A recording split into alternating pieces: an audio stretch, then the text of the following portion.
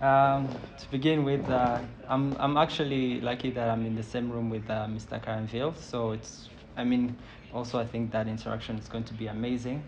Um, Maybe to begin with, I would like to just know, I mean, everything has changed around us these days due to the COVID pandemic. So I'd like maybe to start off the first question by asking Mr. Karanville how Yegomoto has been able to readjust to meet their customer needs, or maybe the way they've redefined the way their teams work, especially during this time. Probably to pick one or two things, so especially around the way they've been able to readjust as a business, and from there we'll be able to enter into the topic. Thank you, Ivan. Thank you, Faith. Uh, but the pandemic has been something that I had expected. And I think when I last met Faith, we had a conversation.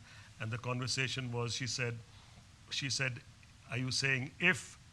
I said, no, it's a when. I said, it's been there in China, and I happened to be in China. I was in China till the 23rd of December. Luckily, my meeting in Wuhan got cancelled, so I managed to skip that. And I did fall sick, but I don't know if I got COVID or something else. But I managed to get back home. But I saw the disruption that it caused soon after I came back. And I was kind of aware of the fact that it's going to spread, and it's going to spread fast. And that is because of globalization. The fact is, you get onto a flight, and 12 hours later, you're on another part of the continent. So I was kind of expecting this to come, and I was expecting also that we would have to do the same thing, which is lockdown. So we were looking at that. And of course, when the lockdown came to be, we looked at what we would need to do to stay relevant and productive, in the sense that uh, transportation is an essential service. So if you look at transportation as an essential service, people need to go out to buy food, or people need to go to a hospital, or to a pharmacy. So we said, okay, we need to keep the services running. So the first thing was to work with the government to kind of apprise them of all the challenges which were there. Because sometimes government policy is great, but the implementation process may not be well thought out. So the taxi driver was allowed to take a passenger to a hospital, but when the taxi driver was coming back, he was stopped, arrested, and fined. So the taxi driver was saying, look, I dropped someone. And they said, but we don't know because we see you coming back empty. So there were a lot of challenges then. And then the challenge was also that how do you communicate to people that the service is available? How do you keep track of people not misusing this facility? And how do you run a service which is 24 by 7? So fortunately, we've been running a call center for a very long time, and we kept that running. At the same time, we found an addition to the taxi services, we found that there was a large need for people to get things delivered, and the cost of a taxi was quite prohibitive. Like if you had to go out to a market to pick up something that was maybe for 5,000 francs, and you were spending 10 to 15,000 francs in a taxi to go out to buy it, it didn't make sense.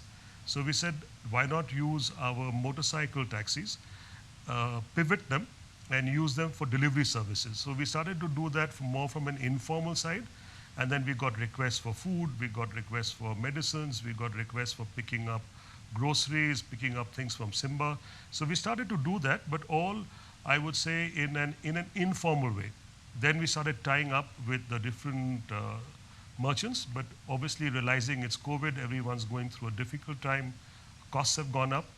We are not charging any commission from any of the merchants, but we're providing all of these services right now. So we have pivoted, but at the same time, what we realized is that this situation is unfortunately not going to change. And I think some of you may ask that question, how long is COVID going to last? How long? And according to me, this particular COVID, from what we can see, is going to be with us for at least 36 months. So that's 3 years. And I can explain to you logically, scientifically. You can disagree with me, but I can explain to you what the rationale is behind thinking about 36 months. But in that time, we would have been trained in very different behavior. So whether it is the way whether we come to work, whether an office is relevant or not, uh, whether how we will socialize. So there will be a lot of different things that would come up and would need to be addressed. Nobody really has the answers for it now. But what we feel is technology. So companies like Irembo, I think companies like us, which can basically pivot quickly and introduce new services to allow us to maintain a semblance of normality while maintaining a safe distance. So have the convenience, have all of those things brought to you, but still be very cognizant of the fact that this virus spreads very, very easily. And you can see that even though in Rwanda we've done a stellar job, I would say, of controlling it, the fact is that we oscillate from zero cases to 10, 11. And as lockdown is lifted, once motorcycle taxis begin to operate, we can all expect that there will be a spurt in cases, in the positive cases. But we need to continuously be on the guard by practicing simple measures that we all have come to know now. All right. Oh, sounds like actually business was born out of the pandemic. And maybe to tell us a little bit more, especially in terms of the way you've been also able to organize as teams, are there some adjustments you've made for you to keep up the productivity of the team, and what are some of those that you've done so far? During the during the lockdown phase, we couldn't really shut down because we had to have our call center working 24 by 7. So that's about 26, 28 people working in the call center. But apart from that, the core team, which basically manages and have other people reporting to them, we started off by having 3 Zoom calls during the day. We had one at 11, we had one at 3, and then we had one at 7:30 or 8 in the evening. Now we have reduced that. We're having only 2 Zoom calls. So we have one at 11, and we have one at 7:30 in the evening as a wrap up for the day. I think most people have understood and realized that productivity in some ways should have been impacted because you are working from home, you can't really meet each other, you can't express things or discuss things or ideate as creatively as you could in the past. But what we found is because you're at home, you tend to work longer hours. And we found that we didn't have any complaints from people working 7 days a week. We had no complaints from people understanding the fact that we were providing an essential service and that even to survive as an organization, we had to pivot very quickly, try things out. One of the key factors was us educating everybody who works in the organization to try and explain to them a little bit more behind why we have to keep social distancing, wash our hands, use sanitizers, wear a mask, all of that. Because once they understood that, then I think that safety part was brought in and is practiced because we also had to communicate this to all the other partners that we have. So whether it's someone who's in a restaurant who's providing us goods or services, someone who's providing delivery in the sense he's giving us pharmaceutical products that our driver has to pick up and then deliver somewhere. So the safety, cleanliness, sanitization process that needs to be adhered. We had to train all our drivers to keep a physical distance even when they're delivering. So I don't know if any of you have tried delivery services from us, but try it and see how we have made a huge effort to train the drivers of how they maintain a distance from you and hand you a package in a safe manner. So we've done a lot of things, and I think the young generation of people working in the organization have also enjoyed contributing, brainstorming, thinking of things, and taking it up as a challenge. Thank you so much for taking us through what has been happening. Now, introducing the topic, Ikigai, was looking it up on the internet, trying to also get to learn more about it. Like I said, we're new to the topic, and most of the members have been asking, is it Kigali? Is it something else? But we've never heard of this. I was like, guys, it's not Kigali, it's Ikigai. So today we're going to be introduced to it. But I was looking it up, and it's more around, definitely we've had so many conversations around purpose and your reason for being. But when I looked it up, there's something that really caught me, and that was you work and you get paid, and you have kids and a family and you make money, but still that is not Ikigai. So maybe to introduce us to this topic, what exactly is Ikigai? So there are two schools of thought. One is, of course, if you look at the Western world tries to put things down into Venn diagrams, right? So that's what you hire a marketing consultant and he'll make nice, fancy Venn diagrams. And then, so the Western world looks at Ikigai and says that it's what you love, it's what you're good at, it's what the world needs, and what you can be paid for. So if you look at it in a simplistic form, yes, that covers more or less life at home, life at work, uh, why you why you would want to have all of these qualities overlapping, because then they would give you a more holistic kind of life. For me, it's a little bit more subtle, and I think that's what I got to understand from the Japanese, because they've made it very simple. They just said that, look, Iki means life, and Gai is like, what is the value or the worth of your life? So all of us get up in the morning, right? No one wakes up in the morning and say, hey, today I'm going to have a really shitty day. I'm going to fight with everybody. I'm going to piss everybody off. I'm going to fail at everything I do, right? I don't think any one of us comes to work like that. So the idea is, if you all get up in the morning and if you're all coming to work and if you all want to do something, do you get out of bed excited? Do you get out of bed wanting to do something? Is there something that makes you jump out of bed? You have a spring in the step? I guess you can't have that every day of your life, right? But do you have it some of the time? Do you have it none of the time? What's it like for you? And I think the reason of looking at life like that is because if you don't value your life, if you don't value your day to day, if you are not aware of your mind, if you're not aware of what is actually going on in your consciousness and in your subconsciousness every day, you're going to find it very difficult to have a fulfilling life or to have even a true north to know where you want to go. So the self-reflection comes more back. If you were to go back to the Venn diagram, it would be to say, look at, okay, so what is it that I love? A lot of people don't even know that. If you ask people about happiness and what will make you happy, and you'll see that they will get stuck in trying to answer it very literally. So if I ask you what makes you happy, you think about it and you say, well, you know, if I have a good job. And then you say, so what's a good job? You say a job with a good position that pays well. So you say, okay, you have a good position and it pays you well. What is it about the payment that makes you happy? Well, then I have money that I can spend. Okay, so what do you spend on that makes you happy? So if you keep digging and digging, you'll find that actually that's not really a reason. That's at least not a, it's not a long-lasting reason. You can get temporary benefits. It's like someone posting on Instagram and waiting for likes. I think a lot of us, I think if not all of us, use WhatsApp, right? Imagine you send a WhatsApp to someone and the person doesn't respond. How do you feel? Especially if the person has got blue ticks and you know the person's read it and doesn't respond, how do you feel, right? So if you externalize your need for gratification, then you're basically going to be always at the mercy of someone else's behavior towards you.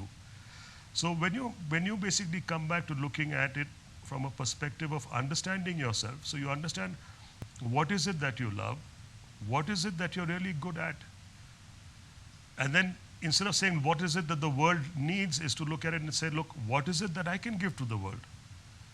Because a lot of us, if you look at the way in which we have set up our lives and we look at happiness or whatever, we look at what can I get? In virtually any relationship, even with your organization, people come into the organization saying, okay, I'm working, but what can I get? How can I get more from my organization? And normally the deal is that we think that, okay, if I give less and I get more, if I work less hours, but I get paid more, I'm better off. But that will never satisfy you. Think about it. I mean, realistically speaking, if you go back and look at every time that you have set yourself up by believing that you should be able to get something, you've actually set yourself up to be disappointed because your focus has been on getting something. And even after you get it, that feeling of euphoria doesn't ever last. But if you were to look at it from an Ikigai's point of view, it were to say, how can I make a difference? in other people's lives? How can I make a difference in this company? How can I make a difference in the love of my life? How can I make a difference in my child? So if every point of interaction that you have in your life is guided by Ikigai, which is basically to say, how can I make a difference? How can I make it better for you? Now, the moment you come and start to operate from there, then no one needs to tell you what is right and what is wrong. Unless you're studying something new which you don't understand, you may be coached, but you're really operating from your center, and then you begin to slowly understand that when you're focused on giving, you are basically doing a self-service to yourself, because now suddenly you've opened it out in the sense that you are not counting, I did something for you, what did you do for me? Because then you're basically becoming transactional. But if the focus is to give your very best to your job, to your situation, to your relationship, to every conversation, right?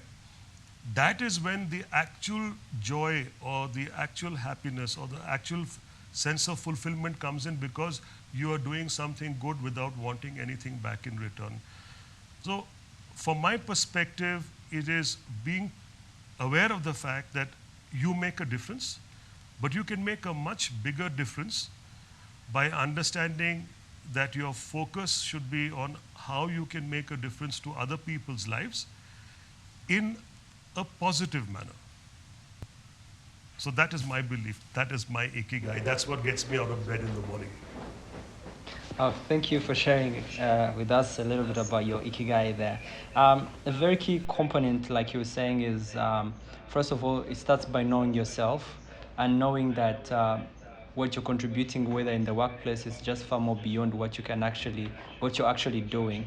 Maybe I'd like to pull it a little bit to more about also what Ikigai in this case can be is by knowing yourself and working on your life mission statement, let's say.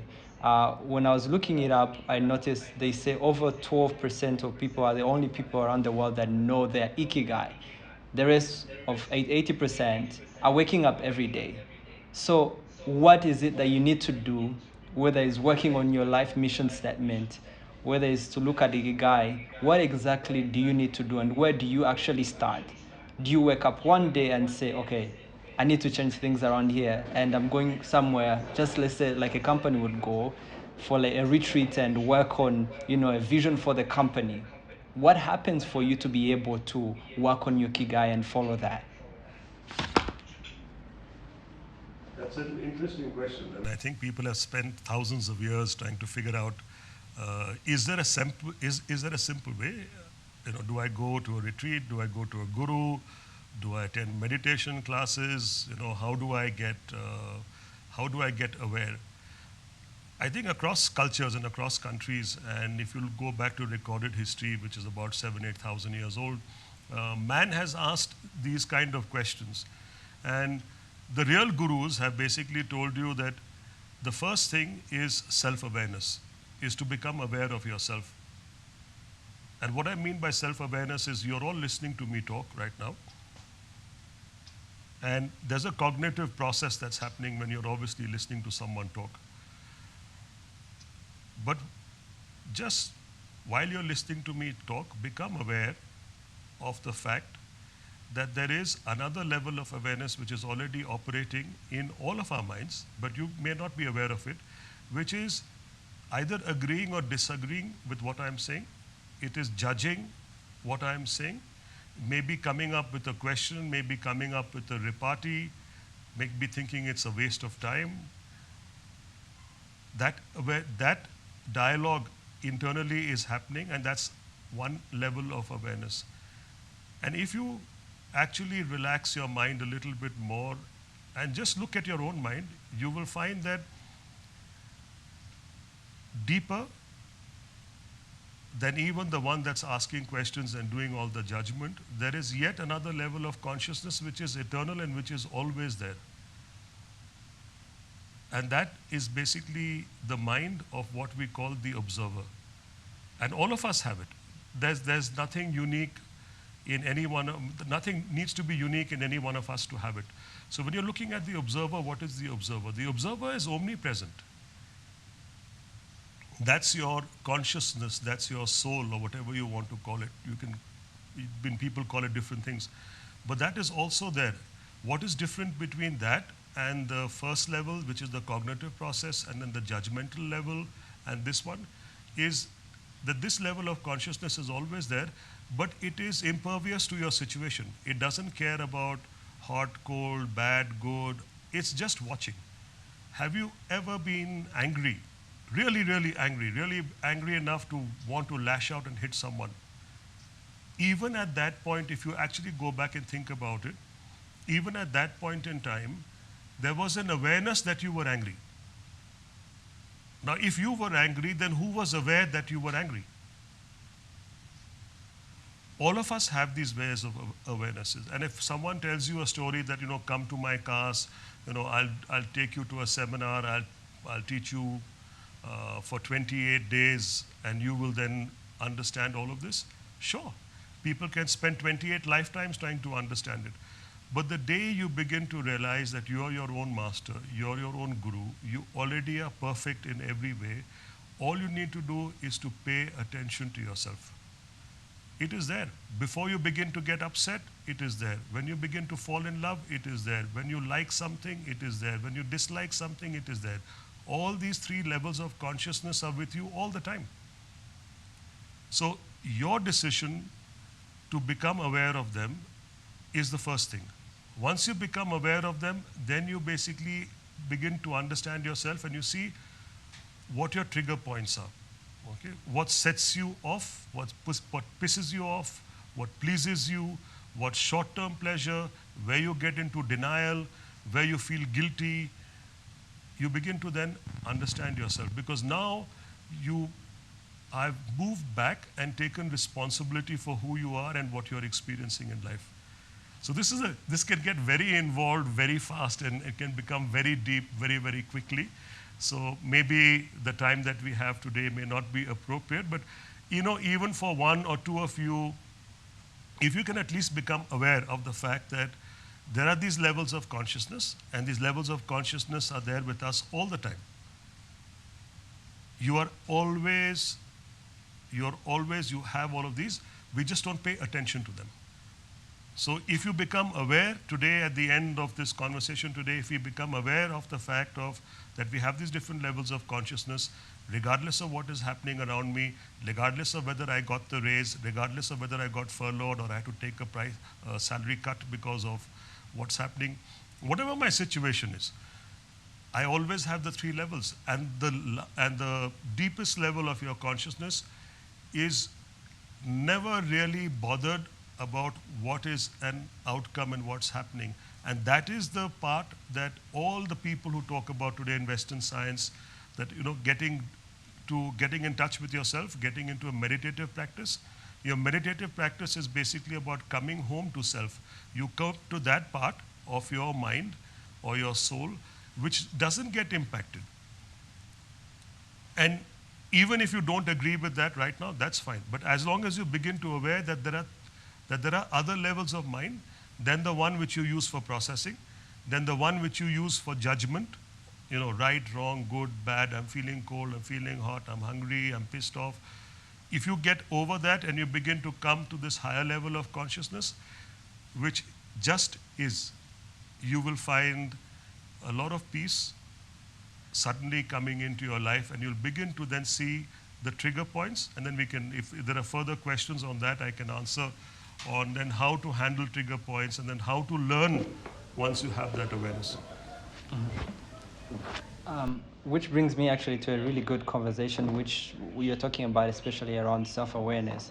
And when you look at the work today, most of us are building careers. There are these different fields we are in today, whether you're an engineer, whether you're an operator. But how are you able to differentiate and have a boundary between what exactly your ikigai is and what your career is and what your passion is, and to be able to say, okay, I'll actually do this, but this is not what defines me. And at the end of life, you want to look back and say, okay, was I living my ikigai, or I actually lived my career? So what is the boundary there, and how are you able to set it? So firstly, I think labels could be very, very scary for most of us because we identify with with who we are, right? So we identify. So I can turn around and say, oh, I'm a CEO founder. Okay, fine. So you're a CEO founder. So what do you do? So I said, I pick up and clean from the basic stuff that needs to be done in an organization. I do all of that. And then I believe that, okay, I am able to guide the organization to some extent or be able to push people into believing in themselves and into thinking of how we can ideate and create more than what we have today. The challenge for all of us is that we may or may not be in a position where we can decide what we want to do. But for most of us, the bigger challenge today is that we're not even conscious of what we would enjoy doing or what we would like to do. So if you're in an organization that has, and I would think that Irembo seems to be one of those organizations, which would allow you the freedom to be able to move around within the organization and to be able to contribute things. Because imagine if there's something that you really truly enjoy doing, right? If you truly enjoy doing something and you are passionate about it, you're willing to put in that much extra effort in being able to provide your best creativity in that role, and to be able to spend time into thinking or learning more, right? Why would an organization turn around to you and say, no, you shouldn't do that? So just for example, I mean, I'm saying that, say someone is in marketing, but that person turns around and says, no, actually, my real feeling is to be able to do something which is more related to the people, to team building, to getting people motivated. So the person is more interested in something to do with HR, right? So if you were to go to the management and say, hey, listen, I think I have great ideas and I'd like to contribute, I think the management would be more than open to be able to turn around and say, sure, why don't you come in and let's look at what you can do there. So first you have to go within to be able to figure out what is it that you really enjoy doing. From everything that you're doing in your life today, if you hate your job and you hate everything about it, then I'm sorry, life sucks. Then you need to really sit back and think and say, okay, so what is it? So sitting at home, we have all experienced that during lockdown. Is that great? Watching movies, I mean, is that what I want to do? I mean, you get bored out of doing most of the things that we were forced to do during lockdown, right? So all of us have creative juices, and all of us need to sometimes explore to be able to find what is it that we really enjoy doing. And then look at it from a perspective of, am I really good at it? And if I'm really good at it, then the question is, okay, now how can I bring it into the world, which is someone going to be willing to pay for it? Or does it remain just as a hobby? Like I'll tell you that during lockdown, I have about maybe 5 or 6 cameras. One or two of them were new cameras, and I had lenses and stuff like that. And I just hadn't had the time to go out in the last 2 years and to do photography. So I consciously took out 2 hours a day to work with these cameras, to learn tutorials, to read books, and I had a great time. Now, am I going to give up my day job to be able to become a full-time photographer? I don't think so. But at least I realized the fact that yes, that I was at a particular level in photography. I've probably taken it to a much higher level, and I also realized that there's a huge gap of where I want to go. So on a personal level, I probably have enough work cut out for myself. On the work side, I saw there's a hell of a lot that we can do, and what is missing in not only in Rwanda but what is missing in Africa. So I spent a lot of time working on that, but then I also realized what I'm good at and what I'm not good at. So I'm good at conceptualizing, coming up with something, but if you ask me to get into the nitty-gritties of implementation, I can help someone design a process, but it bores the hell out of me, right? So I'm not good at that. I'm good at explaining to someone how to put in a process and why a process should be there, but you ask me to monitor the process on a daily basis, and you've lost me. I'm not interested at all. So I know my strong points, I know my weak points. And because I know my strong points and I know my weak points, I know what I need to find in my team members or the other people that I want to work with also. So we tend to gravitate to complementing people who are in the organization. We also tend to see if we have skill sets or aptitude to do things which are missing in the organization. And in every organization, I can promise you that there are gaps. There are always gaps. And especially when you have a situation that's never happened before in history, all of us need to be able to change. So the opportunity for you will come from your basically figuring things out about yourself and doing some really deep thinking about yourself. And if you're really truly unhappy, then this is a great time to kind of reinvent yourself by figuring yourself out. And unfortunately, you have to do all the hard work. I mean, it's not going to be that someone is going to come and put you through an EQ, IQ, or a 360-degree evaluation and tell you what you should be, because they don't know what is it that you really want to do in your life. Thank you for clarifying that. And maybe moving on, I think most of what we've been talking about actually also comes and centers around knowing yourself. Maybe the question here I would ask is, when are you able to identify, okay, I am living my ikigai, and then, okay, I'm not living my ikigai? And do you actually find your ikigai once, and then you're set to go, and everything is up, and you're good to go? Or, it's a constant. You keep on evolving. So maybe you would like to clarify a little bit more there, where is it something you're able to find once, or it's something that keeps coming, and as you evolve and get to know more about yourself, it is something you get to design and rethink and the way you see life? That's an interesting question, but it depends again on whether you're prepared to hear the answer. Uh, the real challenge with all of us is that we are so self-focused on what is it that we can get and how can we get more, and we believe that by being an overconsumptive society that we are doing well. You know, if I marry a beautiful woman, if I have 2 cars, if I have kids who are going to a great school, if I have a fantastic house, all of that is good. But really speaking, none of that is ikigai, right? None of that really would benefit you if you believe that that's your ikigai. Your ikigai is actually something which is very personal to you.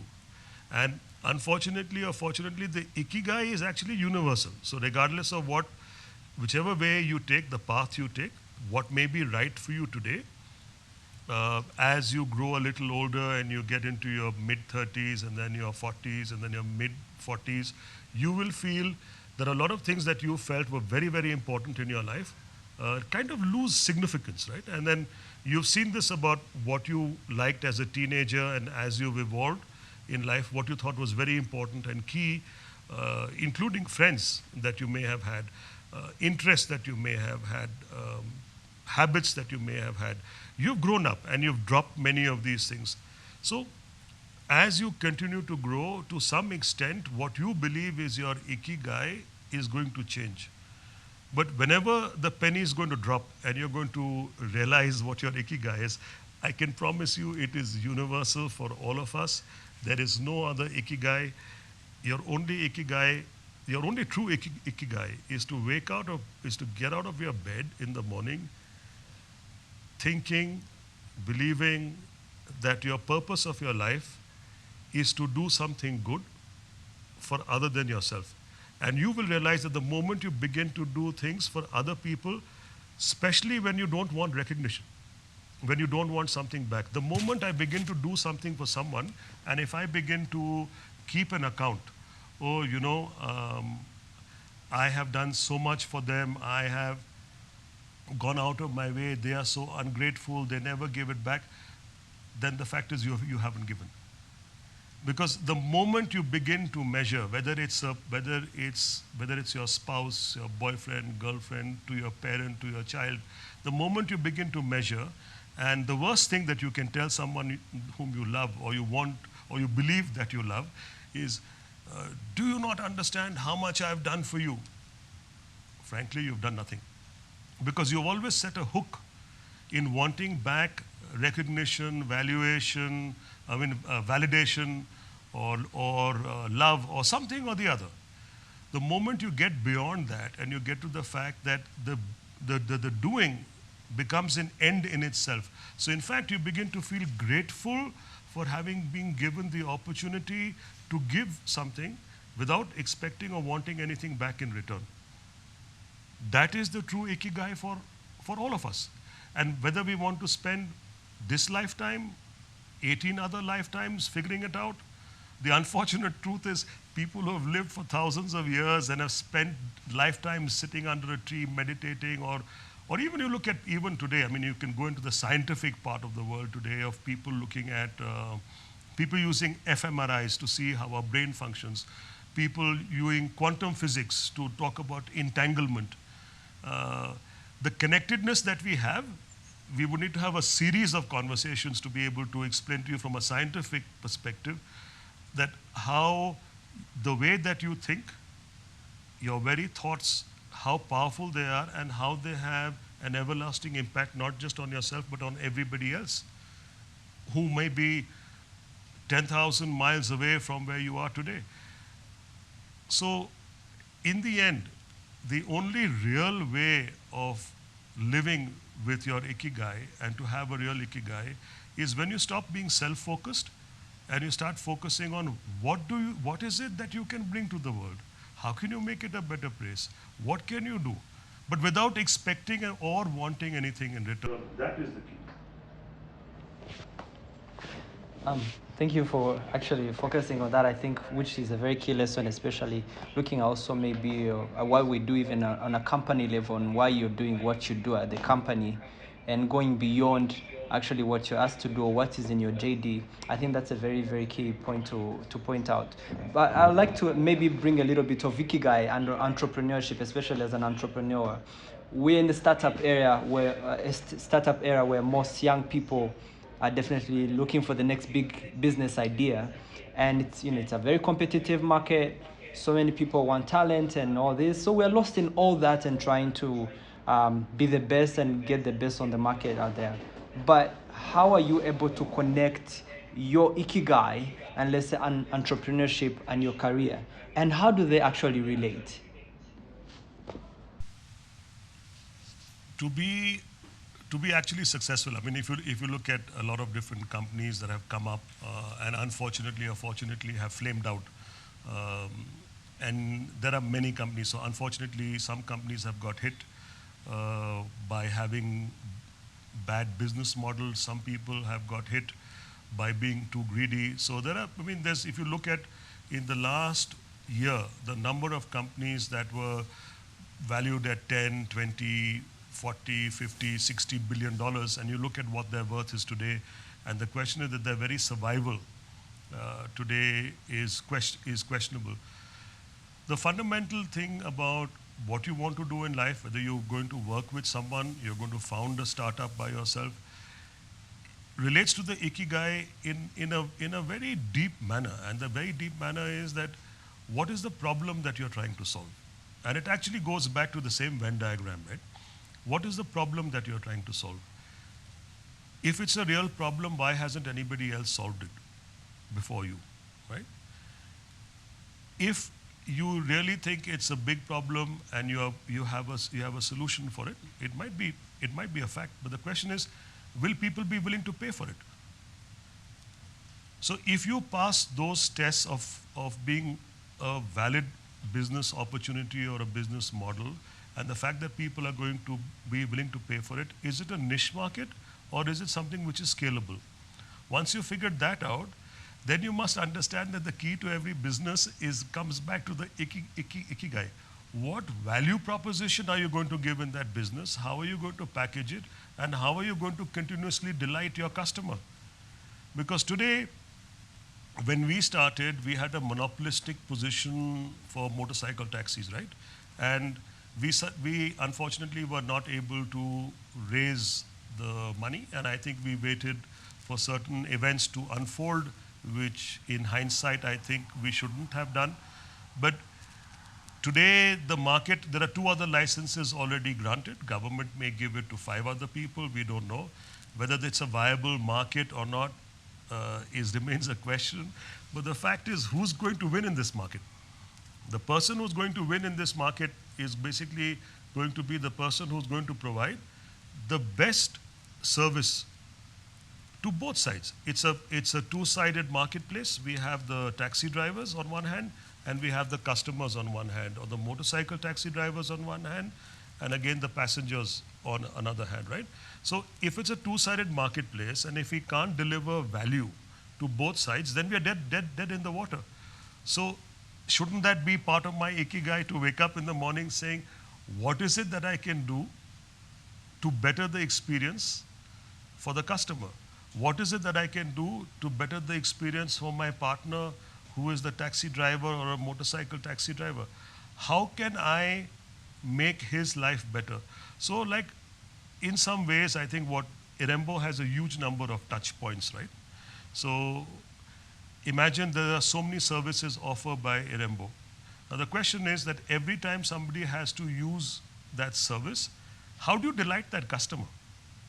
You've got probably, I don't know, tens of thousands of agents around Rwanda, right? But what is it that you can do in your service that's going to make the person smile? In the end, we all want to smile, right? That's the whole purpose of work and coming to work and having friends. Or if you can make your customer smile at every touch point or every integration, and your customer is also your agent. So a lot of times we get very confused about who our customer is. And in fact, I have to drill it down into the entire team that we have. When we have conversations, I ask them again and again, I said, who's your customer? And they say, it's the passenger. And I said, no, the passenger is your customer's customer. Your customer is the driver. If the driver doesn't exist, there will be no passenger, right? So similarly, if your architecture of your organization is through agents, then your customer is your agent. So what are you doing to delight them? How are you enhancing their experience or their interaction with you? So if every touch point in your life personally is one where you're focused on delivering value over and above what you think you should be doing, and every day you're waking up to say, how can I make it better? So whether you go home, if you're at office today, whether you go home to your kids, whether you go home and meet your security guard or someone who cooks for you, or someone brings a package for you, or you live with your grandparents, how can you make it better? I mean, a lot of us are very busy. We'll be on our phones, we'll spend all that time. All our attention is there, and anybody who tries to interact with us becomes an inconvenience. But really, are they really an inconvenience to you, or is that the purpose of life? Is that interaction far more important? I think it is, right? So your ikigai is basically part and parcel of your life, and it is extremely important for you to be aware of it, for you to be able to deliver the very best version of yourself for yourself, and only when you're aware that you can deliver it, that you are then able to delight people at work, people at home, and any other person that you interact with. The idea should be that when you meet someone, people should go back and say, wow, fantastic. I wish I could meet the person again. I wish I could spend more time with that person. That is a life being lived with ikigai. All right, thank you so much. On that point, I'd like actually to welcome in more questions from the team. So please, if you have a question, you can just open up your mic and your camera and ask. Also, I see Claudel there. You can also share your question in the Town Hall Slack channel, or you can also share your question here. If I'm able to get that, I'll be able to share it with Mr. Karanville. Claudel? Yes, Ivan. Thank you, Ivan. Thank you, Mr. Karanville, for this great discussion and the insightful discussion.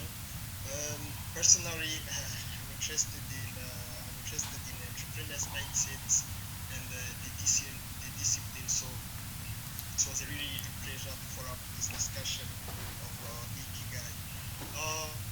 So I have a personal question about risk, and I think when we talk about risk, when we talk about Ikigai, it's somehow related to risks in life. So we know we need to take risks in life, in business, in careers, in relationship as well. So from your experience with 5 years of experience, I think you did to plenty of risks in your career. So, and I would like to ask, I would like to ask the approach. What is the approach? What is approach when you are taking risks? Do you play it safe? maybe do you play it safe or do you say, okay, now I'm taking it, so the results will be as it will be. So thank you, Mr. Kamal. Thank you. Whenever you take risks in your life, obviously the risks have to be tempered with your abilities as well, right? So if I'm on the top floor of Kigali Heights and I feel that I can jump from the roof and I'm going to fly, so unless unless I've got some magical wings, I'm going to be doing something stupid, right?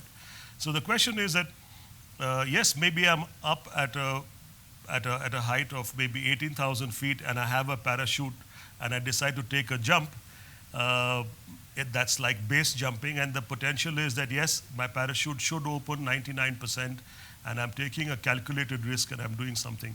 In life, there would always be, regardless of how many calculations we make, regardless of how much planning that we have done, there will always be a point of uncertainty. And if that point of uncertainty it will always come up. And at some point in time, you're going to have to say, okay, I'm going to go all in, or I'm going to be cautious.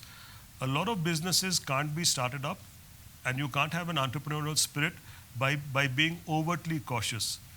You do the planning, which is necessary. You must have all the resources lined up. You can't be in a position of make-believe, but at some point in time, you have to go with a very important feeling that we have not discussed today, and that's called gut feeling.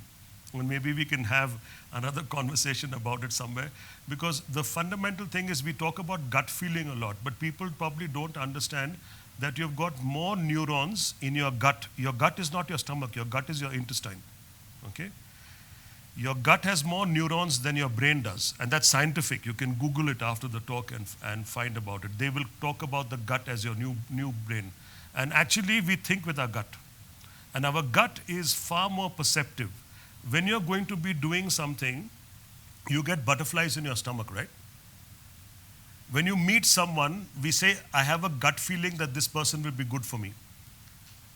Even before you take a decision, a business decision, you always have a gut feeling, right? We all do. Whether you're deciding even on marrying a particular girl, and you're selecting between 2, 3, 4, or it's the love of your life, I don't know, but you have a gut feeling. Now, very often, when you go and take a step that's against your gut feeling, you will find that the result didn't work out to be what you actually should have done, because you went against your gut feeling. So planning is very important, but having your awareness to be tuned to your own body, to see your own gut, because your gut is far more intelligent than your brain. And your gut warns you a long time before. So if you become conscious of your gut, that would be a very good mitigator for risk taking. All right, thank you so much. Can we have a second question?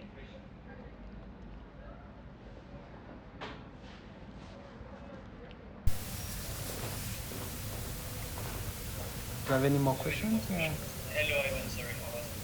Yes, sir. Yes, sir. Yes, Arthur. Yes, sir.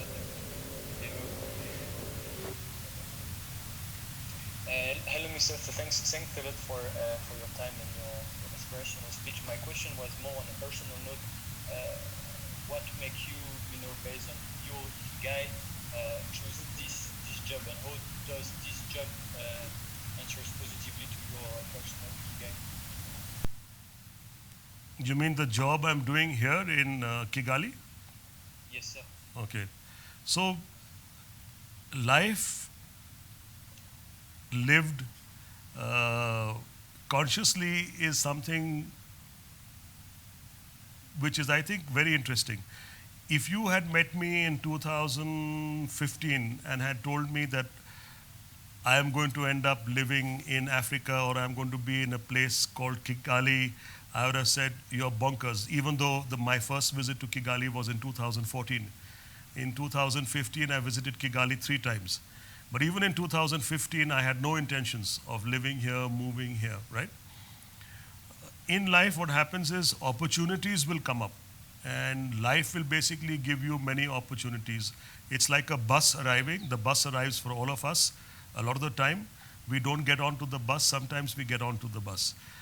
For me, the perspective was that when I saw that in Kigali, there was an opportunity to come in here and do something which is completely different from what I've done in my, if you go back and look at LinkedIn, you'll see that the companies that I was running or still continue to run were very, very different from what we were doing here. The reason I came here was because of my ikigai, and that was that I wanted to make a difference. I saw so much opportunity of being able to do something for a whole different set of people that I didn't have. Even back home in my own country, in India, there's a huge opportunity again to work with people. But I found that it was easier for me at that point in time to start something up here which could make a difference, and I could take it and replicate it into other countries. So like we often say, and I've claimed credit, but RDB doesn't pay me anything for coining the term of that Rwanda is the proof of concept country. So I came here, I ended up living here basically because it was, I would say, a continuation of how I wake up feeling in the morning, of wanting to do something, of making a difference, of in some way or the other touching someone else's life.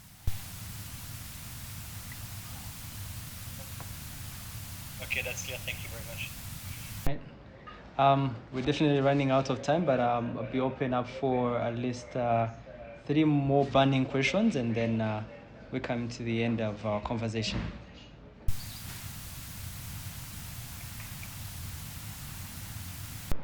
Again, remember to switch on your video and microphone if you want to ask a question, or you can also share your question in the Slack Town Hall channel. I'll be able to ask on your behalf. Also, you can also share through the Zoom chat if you have any questions. I think you'll be able to see that. Do you have any more questions? I actually have a second question, but more personal interest. Yeah. Are you planning to? I think there is an app for now for Yigo, but which works only for Android. So for iPhone users like I am, and I know Ivan is an iPhone user as well, and I know Face is also an iPhone user. I know many of people at Tiramba have iPhones. We still have to call, which works, but of course we all want to use the app. So is there a timeline for this? We've just released the beta app. It's basically up and running. We have had it now for a couple of days, but we are adding. We need to add some feature functionality. So I think the app would be out. I would say by the middle of next month, we would basically be able to launch it, because we're working quite hard to put some feature functionality. We've added a lot of features to the Android app, and we're hoping to be able to get all the feature sets so that they both come up with the equivalent feature set. That said, we have worked very hard the last 2 months now into creating a completely different platform. So we will be launching, I would say, a multi-vendor workplace, but it would all come up under one app. So actually, you will have, taxi would be an option on the app.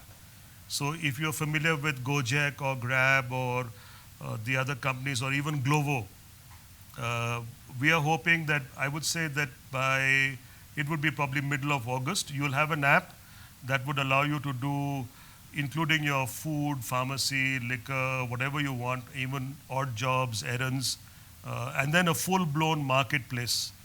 All of that has been developed. We're just ironing out issues, getting people on board, and we will launch in the middle of August. So we will have an iOS app, but the big challenge that we've had is we've had so many features coming up. We've been saying, should we release it? Should we release it? But I think we will go ahead and release the iOS app by the middle of June. And then again in August, we'll want you to then download more of a super app that will allow you to do 10, 15 different things. Okay, thanks. I will definitely be one of the early adopters then. Thank you. Thank you. If we don't have more questions, maybe I'd like to ask this final question to Mr. Karamvil. Faith has a question. Okay. I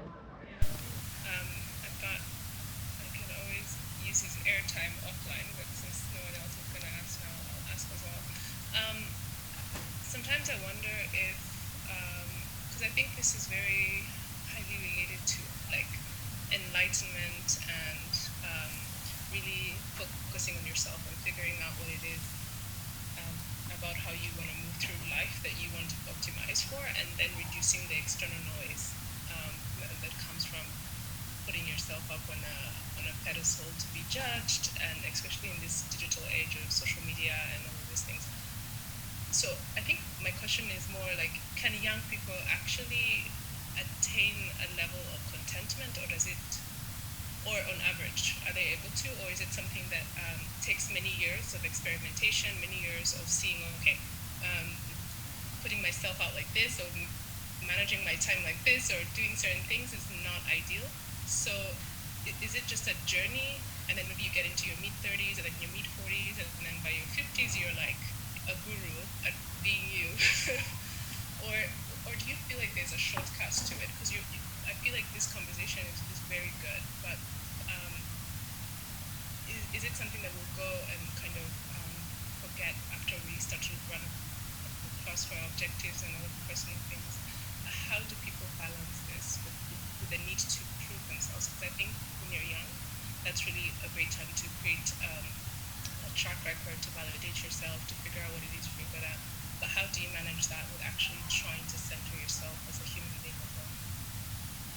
I hope that's No, it's very good conversations. Yeah, it's very good. It's a very interesting and a very deep question, especially because we have so many young people today who I think are not really happy, because regardless of how active you are on social media and how many followers you have, my own daughter is a social media influencer, and I see her trials and tribulations, and the fact that she gets trolled and people say very rude things to her also, and I see all of that, and I see the challenges. If we were to look at our own lives, I mean, just think about it very simplistically. Until the age of 4, most of us are kind of very well centered.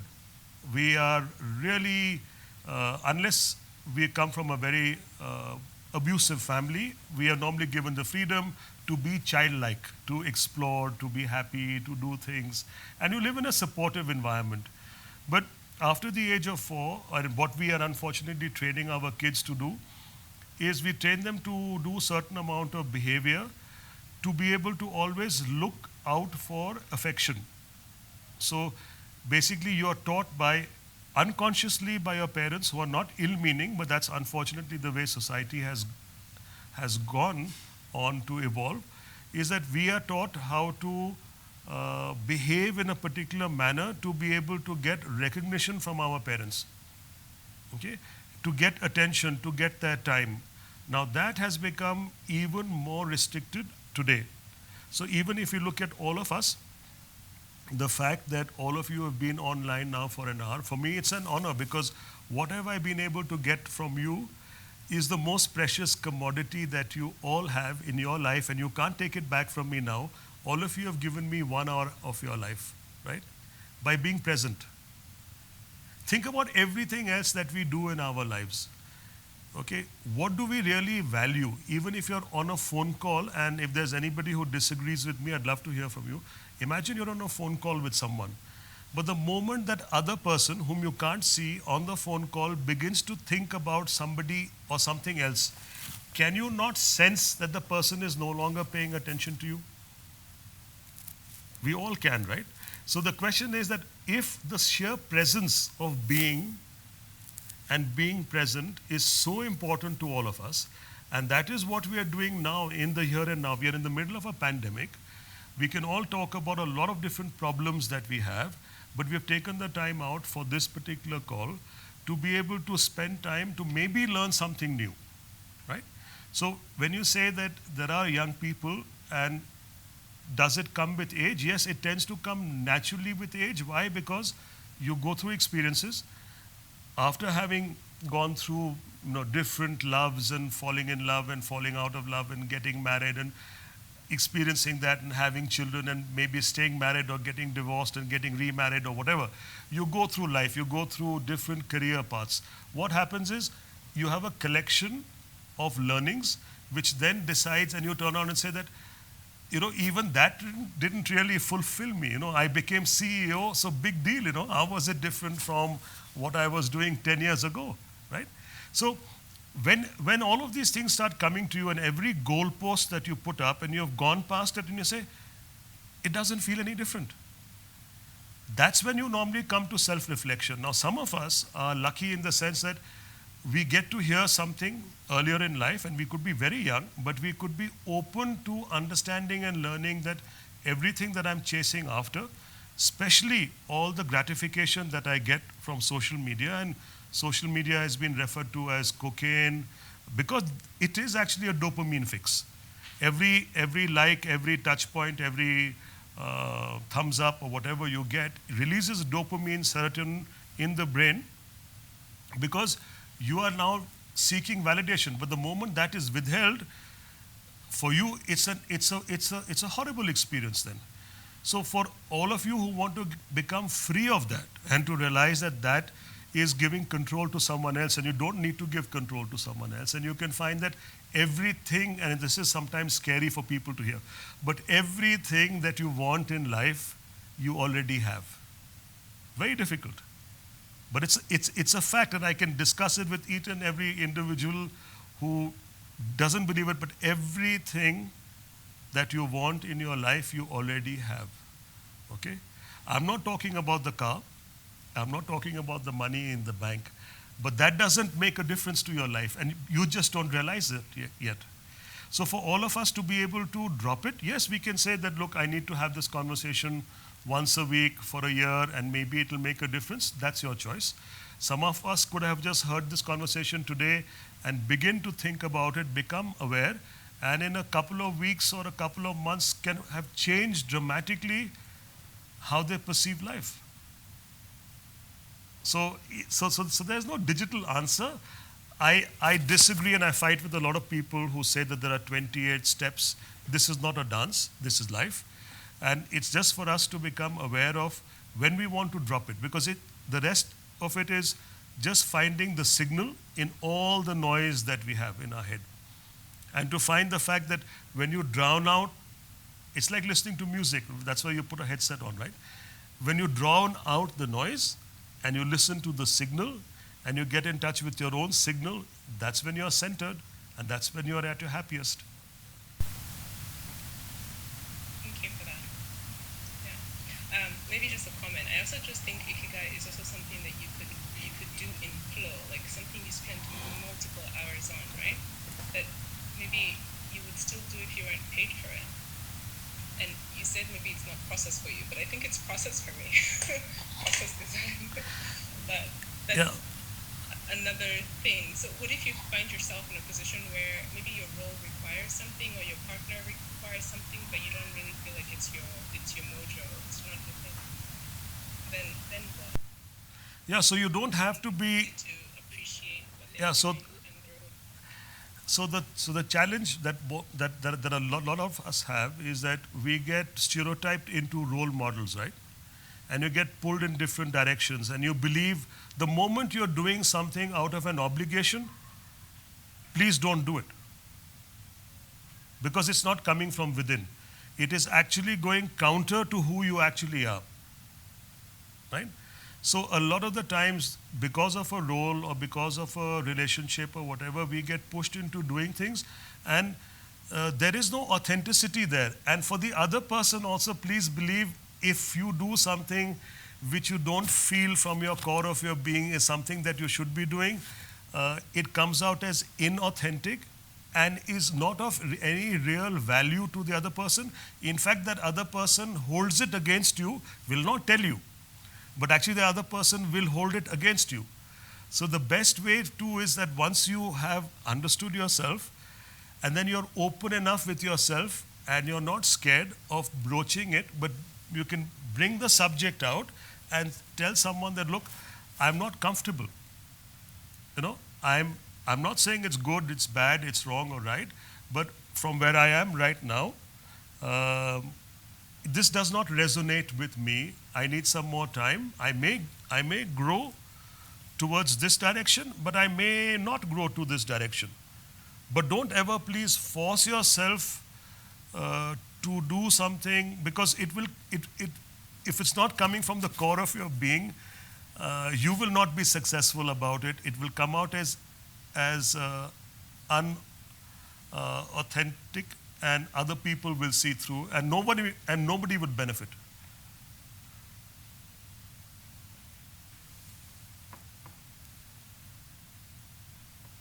All right, thank you so much, Mr. Karanvil, once again. I think we're out of time, 15 minutes past 5 p.m. So with that, I'd like to close off our conversation today. And I would definitely like to appreciate, I think this is quite a really interesting topic. I'd like to maybe have more, I think we have more questions, but unfortunately time, but we can see how to actually go and have more discussion on this, especially and explore the diagram on Ikigai. So I'd like to thank you so much for joining us, Mr. Karanvil. Thank you. I think there's Joel asked a question on the chat. Joel. Oh yeah. Yeah. Joel asks that if you have more than 30 years of experience, you get to a point where you have plenty of decisions to take, and all of them are critical to your business. What is your strategy normally used to choose the best decision? So, I follow Pareto principle. I think you may be familiar with that, right? It's that 80-20 rule. A lot of the time, when you look at time management and you look at things that you do, all of us have a paucity of time. And there are a lot of things that are normally burning issues or you need to take decisions. So I basically look at, I am able to, I think, from just sheer practice, able to differentiate between what is urgent and what is important. And be able to decide on how I will spend my time. And I think that I've been able to do it appropriately, not always in the best manner, but sometimes, yes, I do get overwhelmed that there are too many things that need to be done. And then I practice something else that I learned a long time back is, if you let a problem be for just a period of time, normally most problems go away. And the reason for that is, I'm not asking you to procrastinate, but very often we believe that everything needs to be solved. And the fact is, not everything needs to be solved. Many things solve themselves, just you have to give it a little bit of time. You may not have enough data, you may not have enough inputs, you may not have the resources to do anything about it. So sometimes even your decision to not do something or to not take action is a decision that's very important. I hope that answers your question. all right. Thank you once again. Maybe to just have a summary of this conversation, I think, which was very key to point out. It started off by emphasizing the importance of self-awareness and taking time as you evolve to get to know more about yourself. Also, guys, remember, Ikigai is all about, it's a flow of state. You keep on evolving with time, with experiences, but it's really very important we find within ourselves time to think about ourselves and the reason why we get up every morning. So thank you once again for that insightful conversation, Mr. Karanvil. Maybe I'd like to end with a quote that I read off somewhere, and it says, no matter what you expected, no matter what is expected from you by the people out there, what you expect from you is more important. And on that note, I'd like to wrap up this discussion. And thank you so much, Mr. Karanvil. Thank you. Thank you all. If we can take a group picture, if everybody can switch on their camera so we can take one group picture for our first e-speaker series, that would be so great.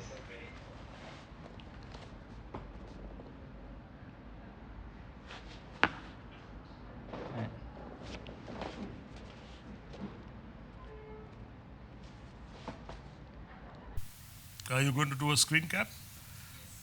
Faith, maybe you'd help us with this one. Last time you took it. Sure. I'm waiting for everyone, or at least I think that there's a way to do the one to have it on. Okay.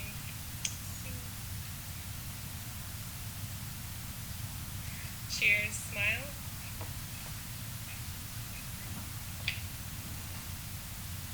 Okay, Benny's, Richard, Katie.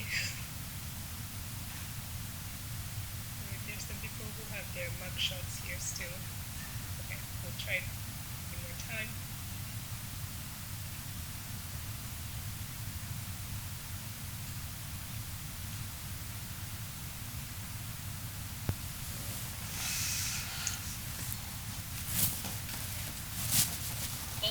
Thank you so much.